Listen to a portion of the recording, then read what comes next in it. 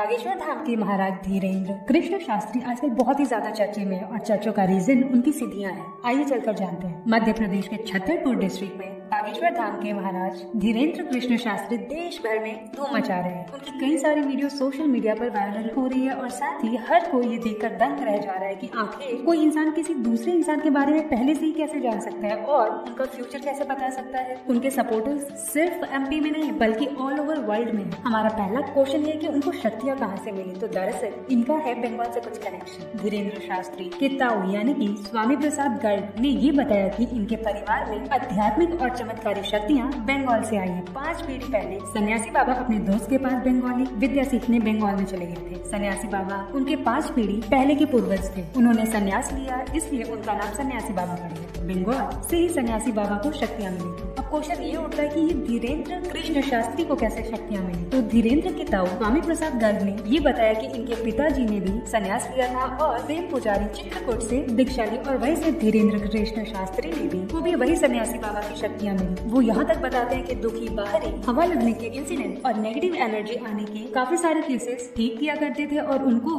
वेद पुराणों का भी अच्छे से अध्ययन है और अध्ययन कर करके उन्होंने सिद्धियों को हासिल कर लिया और इस तरीके से वो भूत प्रेतों को अपने गदा से डरा करके दूर भगा देते हैं। अब क्वेश्चन ये उठता है कि आखिर ये गदा का क्या रहस्य है, तो आइए चलकर ये भी जान लेते हैं। दरअसल ये गदा शास्त्री जी बताते हैं कि हनुमान जी का मुग्धर गदा है जो कि प्रेतों को डराता है। अब क्वेश्चन ये उठता है कि आखिर विवादों में क्यों आए, तो दरअसल महाराष्ट्र के नागपुर में पिछले महीने बागेश्वर धाम सरकार के शास्त्री जी ने श्री रामचरित्र चर्चा का वाचन किया था। वहीं की अंधश्रद्धा उन्मूलन समिति ने कथावाचक शास्त्री जी पर जादू टोने और अंधविश्वास फैलाने का आरोप लगा दिया। समिति के अध्यक्ष श्याम मानव ने कहा कि दिव्य दरबार और प्रेत दरबार की आड़ में जादू टोना को बढ़ावा दिया जा रहा है। दावा यहाँ तक किया गया कि अंधश्रद्धा उन्मूलन समिति की वजह से 2 दिन पहले ही यानी कि 11 जनवरी को ही शास्त्री जी की कथा संपन्न हो गई थी। ऐसा इसलिए क्योंकि समिति ने महाराष्ट्र के अंधश्रद्धा विरोधी कानून के अकॉर्डिंग शास्त्री जी पर FIR दर्ज करवा दिया। उधर शास्त्री जी ने अपनी सफाई में कहा कि उनके गुरु जी के आने वाले जन्मोत्सव के चलते वो अपनी कथाओं में से 2 दिन कम कर रहे थे।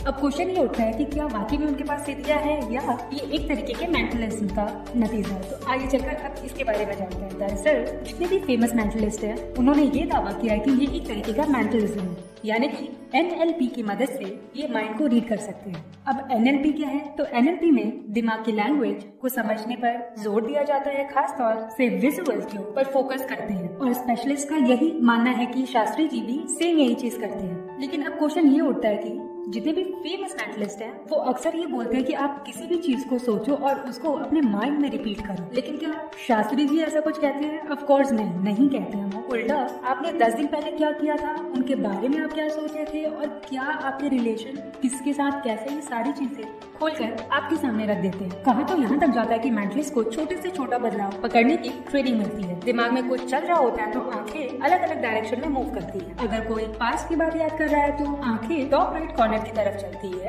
अगर कोई अपना इंसिडेंट याद कर रहा है तो उसकी आंखें टॉप लेफ्ट में चलती है। अगर कोई पुरानी आवाज याद करने की कोशिश कर रहा है तो आंखें राइट और शिफ्ट हो जाती है और बॉटम राइट की तरफ आंखों का झुकाव बदलता रहता है। इंसान ये सब अनजाने में करता है। मेंटलिस्ट ऐसी चीजों को अच्छे से पकड़ लेते हैं। तो क्वेश्चन हमारे फिर से वही होता है कि क्या शास्त्री जी मेंटलिज्म का यूज करते हैं? देखो, ना ही ये मैं जानती हूँ और ना ही ये आप लोग जानते और ना ही ये न्यूज वाले जानते हैं। आई डोंट नो कहाँ तक ये बात सच है, बट इस चीज से कोई मना नहीं कर सकता कि हाँ सिद्धियाँ होती है, शक्तियाँ भी होती है और इंसान चाहे तो अपनी मेहनत से उन शक्तियों को और उन सिद्धियों को हासिल कर सकता है। रामकृष्ण परमहंस जो कि स्पिरिचुअल वर्ल्ड के जाने माने लीडर हैं, ऐसी तो नहीं उन्होंने माता काली की आराधना करके अपने सामने प्रकट कर दिया। रैशनल वर्ल्ड और इम्पेरिकल वर्ल्ड में डिफरेंस है और डिफरेंस सिर्फ अपनी अपनी अंडरस्टैंडिंग का है। हालांकि मैं शास्त्री जी को बिल्कुल भी सपोर्ट नहीं कर रही हूँ, लेकिन जो चीज सच है वो है। अगर उनके पास सिद्धियां हैं, वो खुद बोल रहे हैं, तो होंगी। इसमें बार बार मेंटलिज्म को बीच में लाने की जरूरत नहीं है। और जो भी फेमस मेंटलिस्ट है उनकी रीडिंग में और शास्त्री जी की रीडिंग में डिफरेंस साफ साफ दिखता है। अगेन